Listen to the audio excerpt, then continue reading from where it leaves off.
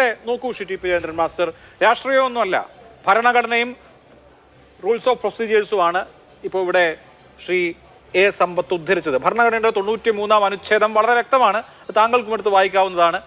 പ്രതിപക്ഷം ആദ്യം ചോദിക്കുന്നത് ഡെപ്യൂട്ടി സ്പീക്കർ എവിടെ എന്നുള്ളതാണ്. ഡെപ്യൂട്ടി സ്പീക്കർ പ്രതിപക്ഷത്തിൽ നിന്ന് വരിക എന്നുള്ളതാണ് കീഴ്വഴക്കം. അപ്പോൾ കഴിഞ്ഞ ലോക്സഭയിൽ ഡെപ്യൂട്ടി സ്പീക്കർ ഉണ്ടായിരുന്നില്ല, ഈ ലോക്സഭയ്ക്കും ഡെപ്യൂട്ടി സ്പീക്കറില്ല. ഭരണഘടനാ മാൻഡേറ്റ് ആണെന്ന് ഓർക്കണം.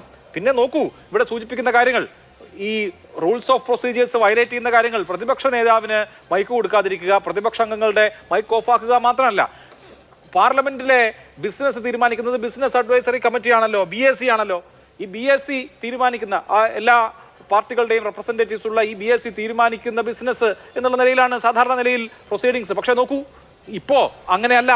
BSc നിശ്ചയിക്കുന്നത് പോലെയല്ല സഭയിൽ കാര്യങ്ങൾ നടക്കുന്നത്. താങ്കൾ തന്നെ നേരത്തെ സൂചിപ്പിച്ച കുംഭമേള സംബന്ധിച്ച പ്രധാനമന്ത്രിയുടെ പ്രസംഗമുണ്ടല്ലോ, അത് BSc നിശ്ചയിച്ചതുപോലെയുള്ള ആ ബിസിനസിന്റെ ഭാഗമായി വന്നതേ അല്ല. അപ്പോൾ സഭയുടെ ബിസിനസ് നടക്കുന്നത് പോലും വേറെ തരത്തിലാണ്. ഇതുവരെയുള്ള കീഴ്വഴക്കങ്ങളും നമ്മുടെ സമ്പ്രദായങ്ങളും ലംഘിക്കപ്പെടുകയാണ്. അതുകൊണ്ടാണ് ഇന്ത്യൻ പാർലമെന്റ് ഒരു നേരത്തെ ഞാൻ ചോദിച്ചത് കങ്കാരു കോട്ടായോ എന്നാണ്, ഒരു പ്രഹസനമായി മാറുകയാണ്. അപ്പോൾ പാർലമെന്ററി ഡെമോക്രസിയുടെ സത്ത സംരക്ഷിക്കേണ്ടതാണ്. ഇപ്പോൾ നിങ്ങൾ ഭരണയന്ത്രത്തിൽ ഇരിക്കുമ്പോൾ നിങ്ങൾക്കതിൽ പരമമായ ഉത്തരവാദിത്വമുണ്ട്. അവിടെ അങ്ങനെ സംഭവിക്കുന്നില്ല എന്നുള്ളതാണ് ചൂണ്ടിക്കാണിക്കുന്നത്. അഭിലാഷേ, ഇന്ത്യൻ ജനാധിപത്യത്തെ കാലാകാലങ്ങളിൽ പരിപോഷിപ്പിച്ചത് ഇന്ത്യ രാജ്യത്തെ വോട്ടർമാരാണ്. ഏതെങ്കിലും ഒരു രാഷ്ട്രീയ കക്ഷിയോ അധികാരത്തിലിരിക്കുന്ന ഏതൊരു കക്ഷിയോ ജനാധിപത്യ വിരുദ്ധമോ ഭരണഘടനാ വിരുദ്ധമോ ആയ പ്രവർത്തനങ്ങളിലൂടെ മുന്നോട്ട് പോയാൽ അത്തരം പ്രവർത്തനങ്ങളെ സഭയ്ക്കകത്തും പുറത്തും പൊതുജനങ്ങൾക്കിടയിലും തെരഞ്ഞെടുപ്പ് സമയത്തും ചോദ്യം ചെയ്യാനും അങ്ങനെ ജനങ്ങളെ ബോധ്യപ്പെടുത്തിക്കൊണ്ട് അത്തരം ജനാധിപത്യ വിരുദ്ധ നയങ്ങളെ എക്കാലവും തിരുത്തി എഴുതുന്ന സ്വാതന്ത്ര്യവും ചാരിതാർത്ഥ്യവുമായ പ്രവർത്തനമാണ് ഇന്ത്യൻ ജനാധിപത്യത്തിൻ്റെ കരുത്ത് എന്ന് പറയുന്നത്. അതുകൊണ്ട് തന്നെയാണ് നൗഷാദ് അലി ഇപ്പോൾ പറഞ്ഞ മാധ്യമ സ്വാതന്ത്ര്യത്തെയും ഭരണഘടനയെയും നീതിന്യായ വ്യവസ്ഥയെയും ചവറ്റുകൊട്ടയിലെറിഞ്ഞ് അടിയന്തരാവസ്ഥ എന്ന് പറയുന്ന കിരാത നിയമം നടപ്പിലാക്കി പ്രതിപക്ഷ നേതാക്കന്മാരെ ജയിലിലടയ്ക്കുകയും മാധ്യമ സ്ഥാപനങ്ങൾക്ക് വൈദ്യുതി വിച്ഛേദിക്കുകയും അവരെ ചോദ്യം പോലും ചെയ്യാതെ ജയിലിലടയ്ക്കുകയും ചെയ്തപ്പോൾ പാർലമെൻറ്റിനകത്തും പുറത്തും പോരാടുകയും പാർലമെൻറ്റിനകത്തേക്ക് ആര് കടക്കരുത് എന്ന് തീരുമാനിക്കുന്നത് ഇന്ത്യൻ ജനതയാണ്. അഥവാ ജനാധിപത്യ പോരാട്ടത്തിൽ ഏറ്റവും വലിയ വിധികർത്താവ് എന്ന് പറയുന്നത് ഇന്ത്യൻ ജനതയാണ്.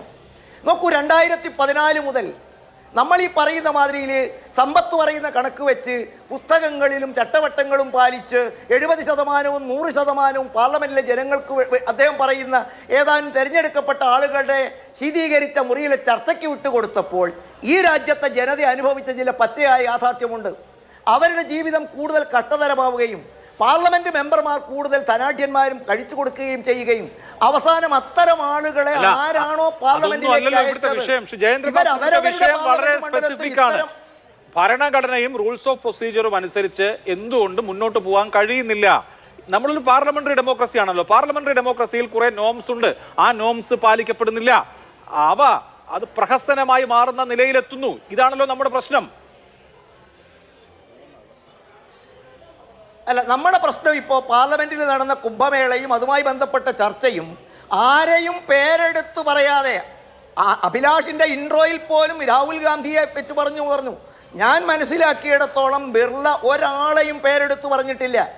അദ്ദേഹം പാർലമെന്റിന്റെ സഭാനാഥന്റെ മുൻപാകെയുള്ള പ്രവർത്തനത്തിന്റെ 349-ാം വകുപ്പ് പ്രകാരം പാർലമെന്റ് അംഗങ്ങൾ പാലിക്കപ്പെടേണ്ട മര്യാദകൾ പാലിക്കപ്പെടണം. അത് നമ്മളെക്കാൾ പ്രഗത്ഭരായ കുടുംബാംഗങ്ങൾ ഉണ്ടായപ്പോൾ ഉണ്ടായിരുന്നു. അതിൻ്റെ അന്തസ്സ് പരിരക്ഷിക്കണം, അന്തസ്സ് കാത്തു സൂക്ഷിക്കണമെന്ന് പറഞ്ഞപ്പോൾ ഇവിടെ നമ്മൾ അതിനെ ആഖ്യാനിക്കുകയാണ്. എന്താണ് അത്? കുംഭമേളയുമായി ബന്ധപ്പെട്ടതാണ്. ഞാൻ അവിടെയാണ് അഭിലാഷിനോട് മലയാളത്തിൽ ചോദിച്ചത്. ഭാരതത്തിൻ്റെ പ്രധാനമന്ത്രി പാർലമെന്റിനകത്തൊരു സ്റ്റേറ്റ്മെന്റ് നടത്തുമ്പോൾ അതിനോടുള്ള ചോദ്യം എടുക്കണമോ വേണ്ടയോ എന്ന് തീരുമാനിക്കുന്നതിന് ഭാരതത്തിലെ ആരോ പൊക്കിപ്പിടുത്ത പച്ചക്കടലാസിന്റെ പുറംചട്ടയുടെ പുസ്തകത്തിനകത്തും കുംഭമേളയെ കുറിച്ച് ഇപ്പോ നമ്മൾ നിയമസഭയും വിവിധ സഭകളും ഒക്കെ ടെലിവിഷനിൽ കാണുന്നതല്ലേ ഏറ്റവും കുറഞ്ഞത്. അപ്പോൾ പ്രതിപക്ഷ നേതാവിന് അക്കാര്യത്തിൽ അദ്ദേഹത്തിന്റെ അഭിപ്രായം പറയണം എന്നുണ്ടായിരുന്നു. ഒരു തവണയല്ല, ഈ കുംഭമേളയുമായി ബന്ധപ്പെട്ട വിഷയത്തിൽ മാത്രമല്ല, തുടർച്ചയായി 4 തവണയാണ് പ്രതിപക്ഷ നേതാവിന് മൈക്ക് നിഷേധിക്കുന്നത്. പ്രതിപക്ഷ നേതാവിന് സംസാരിക്കാനുള്ള അവകാശം നിഷേധിക്കുന്നത്. മാത്രമല്ല അഭിലാഷ് തെറ്റിദ്ധരിപ്പിക്കരുത്. ഇപ്പോ ഇന്നലെ സ്പീക്കർ പ്രേക്ഷകരെ റൂൾ തെറ്റിദ്ധരിപ്പിക്കരുത്. 349 അനുസരിച്ചുള്ള കാര്യങ്ങൾ ചൂണ്ടിക്കാണിച്ചല്ലോ. അപ്പോൾ പ്രതിപക്ഷ നേതാവ് സംസാരിക്കാൻ എഴുന്നേറ്റു. അപ്പോൾ പാർലമെന്റിൽ ലോക്സഭ അഡ്ജേൺ ചെയ്യുകയാണ് ചെയ്തത്.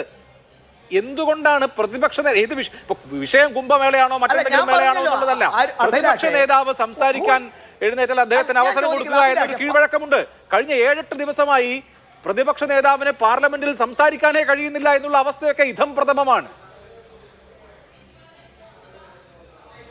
അല്ല അഭിലാഷേ, നിങ്ങൾ എന്തിനാ ഇത് കണ്ടമാനം നിങ്ങളെ അസ്വസ്ഥമാക്കുന്നത് എനിക്ക് മനസ്സിലാവുന്നില്ല. ഞാൻ താങ്കളോട് വളരെ കൃത്യമായിട്ട് മറ്റൊരു ചോദ്യം ചോദിച്ചു. കേരള നിയമസഭയ്ക്കകത്ത് ഭരണകക്ഷി MLA തന്നെ എഴുന്നേറ്റ് സമയം ലംഘിച്ചപ്പോൾ കേരള നിയമസഭയിൽ VD സതീശന് മൈക്ക് കൊടുക്കാതിരിക്കുന്നത് താങ്കൾ കണ്ടിട്ടുണ്ടോ? VD സതീശൻ എഴുന്നേറ്റാൽ മൈക്ക് കൊടുക്കാതിരിക്കുന്നത് കണ്ടിട്ടുണ്ടോ? ഇപ്പോ ഇതിനു മുമ്പായിരുന്നെങ്കിൽ രമേശ് ചെന്നിത്തല, അതിനു മുമ്പായിരുന്നെങ്കിൽ VS അച്യുതാനന്ദൻ. അഭിലാഷ്, ആർട്ടിക്കിൾ 372 എന്താണെന്ന് ഈ ആർട്ടിക്കിള് അഭിലാഷേ, ആർട്ടിക്കിൾ 372 എന്താണ് എന്നൊന്ന് അഭിലാഷ് ഈ ചാനലിൽ ഒന്ന് വിശദമാക്കുമോ? ഇന്ത്യയുടെ പ്രധാനമന്ത്രിയുടെ സ്റ്റേറ്റ്മെന്റ് നടത്തുമ്പോൾ അതിനെ വിയോജിപ്പ് രേഖപ്പെടുത്താൻ, കുംഭമേളയുമായി ബന്ധപ്പെട്ട് പ്രധാനമന്ത്രിയുടെ പ്രസംഗവുമായി ബന്ധപ്പെട്ട അഭിപ്രായ പ്രകടനം മാത്രമല്ലെന്ന് എല്ലാം ചോദിക്കല്ല, സൂര്യന്റെ കീഴിലുള്ള സകലതിനെയും ചോദിക്കുന്നത്.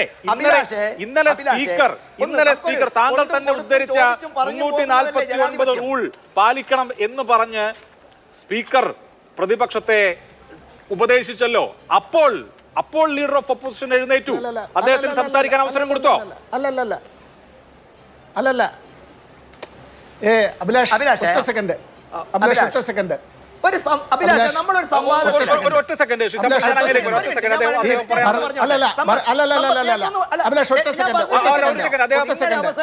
ആർട്ടിക്കിൾ 372 അല്ല, ഈ വിയോജിപ്പും കാര്യമൊന്നുമല്ല. ഭരണഘടന ഒന്നും തെറ്റായി വ്യാഖ്യാനിക്കരുത്. ഭരണഘടന തെറ്റായി വ്യാഖ്യാനിക്കുന്നത് മാതൃരാജ്യത്തോട് ചെയ്യുന്ന ഏറ്റവും വലിയ പാതകമാണ്. Article 372 1 notwithstanding the repeal by this constitution of the enactments referred to in article 395 but subject to the other provisions of the constitution, all the law in force of the territory of India immediately before the commencement of this constitution shall continue in force therein until altered or repealed or amended by a competent legislature or other competent authority. Article 372 for the purpose of bringing the provisions of any law in force in the territory of India into accord with the provisions of the constitution, the president may by order make such adaptations and modifications of such law, whether by law of repeal or amendment as may be necessary or expedient, etc. ഇങ്ങനെ ഇത് പറഞ്ഞു പോവുകയാണ്. ഞാനിത് മുഴുവൻ വായിക്കല്ല. ഈ article 372 സംബന്ധിച്ച് ഇവിടെ ശ്രീ ജയചന്ദ്രൻ പറഞ്ഞു. ഈ ആർട്ടിക്കിൾ 372 ആയി ബന്ധപ്പെട്ട് എന്താണ് അദ്ദേഹം ഉദ്ദേശിച്ചത്? കവി എന്താ പറഞ്ഞതെന്ന് എന്താ കവിയുടെ കവിത്വം എന്ന് പറഞ്ഞാൽ മതി. ആർട്ടിക്കിൾ 372 ആണ് നമ്മൾ കേട്ടതാണ്. നമ്മൾ ഈ ഇത്തരത്തിൽ നമ്മൾ ചർച്ചയിൽ പങ്കെടുക്കുമ്പോൾ നമ്മുടെ ബഹുമാനപ്പെട്ട പ്രേക്ഷകരെ ദയവ് ചെയ്ത് തെറ്റിദ്ധരിപ്പിക്കരുത്. ഭരണഘടന തെറ്റായി പഠിപ്പിക്കരുത്. നിങ്ങൾ എന്നോട് ചോദ്യം ചോദിക്കുകയും ഇയാളോട് ഇത്തരത്തില് താങ്കൾ ഭരണഘടനയെ തെറ്റായി ഉദ്ധരിച്ചത് കണ്ടപ്പോൾ ഉള്ള ആത്മരോഷത്തിന് 372 എന്താണെന്ന് വായിച്ചതല്ലേ ഉള്ളൂ. പ്രത്യേകമായി വാദമൊന്നും ഇല്ലല്ലോ, അത് വായിച്ചതല്ലേ ഉള്ളൂ. പറഞ്ഞോളൂ. അല്ല അഭിലാഷേ, അങ്ങനെയല്ല അഭിലാഷേ. നിങ്ങൾ 3 പേരും ഈ BJPയെയും കേന്ദ്ര ഗവൺമെന്റിനെയും താറടിക്കാൻ വേണ്ടി വരികയും എനിക്ക് നിങ്ങൾ അനുവദിക്കുന്നത് അതിൻ്റെ 4-1 സമയമായിരിക്കും. ഒരു സംവാദത്തിൽ ആങ്കറിന് ജയിക്കാം, നിങ്ങളുടെ മികവ് കാണിക്കാം. എൻ്റെ വാദങ്ങളെ കേട്ട ശേഷം എൻ്റെ വിവരക്കേടുകളോ വസ്തുതാവിരുദ്ധമായ കാര്യങ്ങളോ പറഞ്ഞിട്ടാണ് അഭിലാഷ് മേന്മയെടുക്കുന്നതെങ്കിൽ അഭിലാഷിനെ ഞാൻ ക്ലാപ്പ് ചെയ്യും.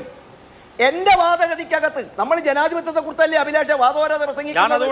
പ്രതിപക്ഷ ബഹുമാനവും മറ്റുള്ളവന്റെ അഭിപ്രായവുമാണല്ലോ സമ്പത്ത്. അല്ല ഞാൻ പറഞ്ഞോട്ടെ, നിങ്ങൾ എന്തിനാ ഇങ്ങനെ?